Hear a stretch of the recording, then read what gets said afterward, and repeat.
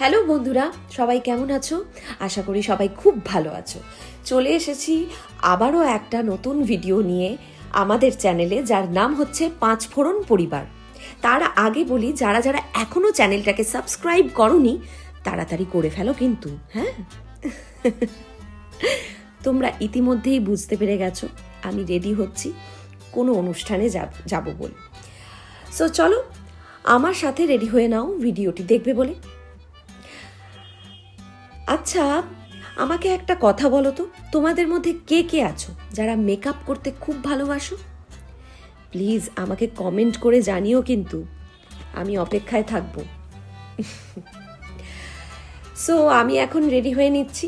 ছেলে গেছে ক্রিকেট খেলতে। ওহো,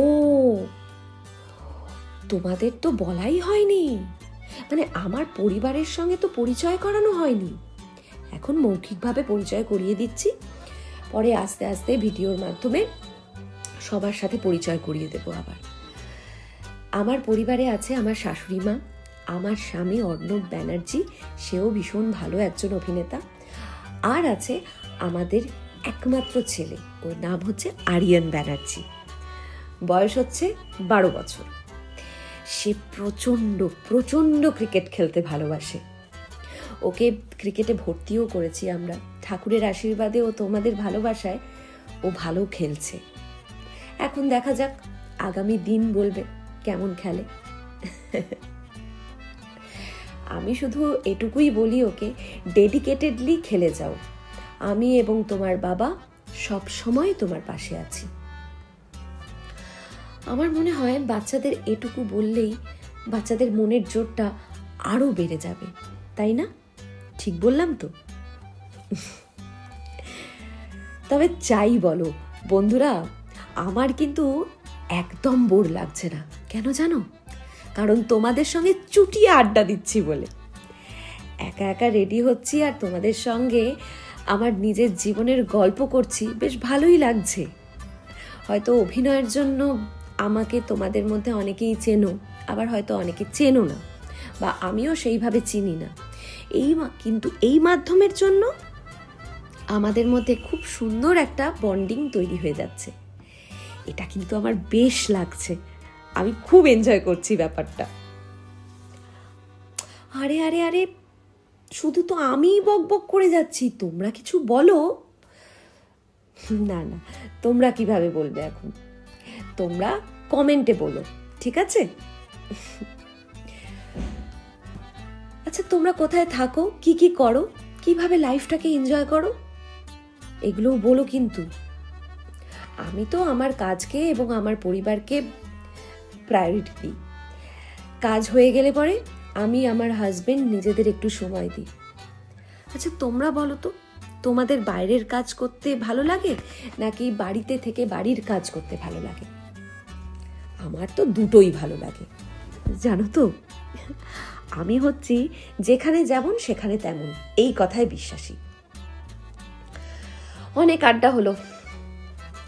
আগেই তোমাদের বললাম যে একটা অনুষ্ঠানে যাব, সেটা এখন রিভিল করে দিচ্ছি। সেটা হচ্ছে রাহুল আর প্রীতির মেয়ে আয়রার অন্নপ্রাশনে আমরা যাব। সেখানে যাব বলেই আমি রেডি হচ্ছি। ওদের তো তোমরা চেনোই, ওরা খুব ভালো অভিনেতা এবং অভিনেত্রী। প্রীতি আমার খুব খুব ভালো বন্ধু, প্রায় একসাথেই কাজ করা শুরু করেছিলাম আমরা।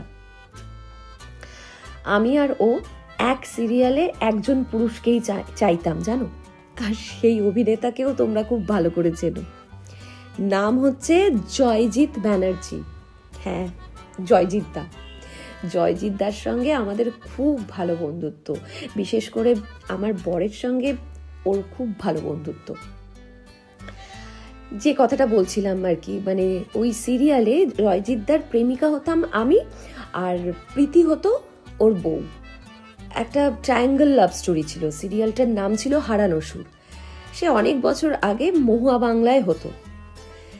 যাই হোক, আড্ডা দিতে দিতে আমি অলরেডি মেকআপ ডান করে ফেলেছি। ব্যাস, মেকআপ ডান। এবার চুলটা নিয়ে আমি কি করব ভেবে পাচ্ছি না। দুম করে একটা বুদ্ধি আসলো মাথায়, সেটা হচ্ছে এই হেয়ার স্ট্রেটনার। এই কোমটা দিয়ে হেয়ারটাকে টানলেই হেয়ারটা স্ট্রেট হয়ে যায়। এটার নামটা আমি এই মুহূর্তে ভুলে গেছি, তোমরা প্লিজ কমেন্ট করে জানিও তো কি নাম এটার সাহায্যে আমি চুলটা স্ট্রেট করে নিচ্ছি। এবার আমি কি শাড়ি পরবো সেটা দেখাই। এই যে এই শাড়িটা আমি পরে যাব, কেমন ভালো লাগবে না? এই দেখো আমি রেডি।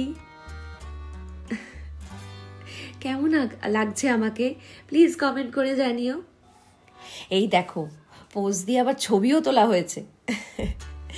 যাই হোক, অনুষ্ঠান বাড়িতে এসে গেছি, আজকে এখানেই শেষ করলাম বন্ধুরা। ভালো লাগলে প্লিজ সাবস্ক্রাইব করো। টাটা।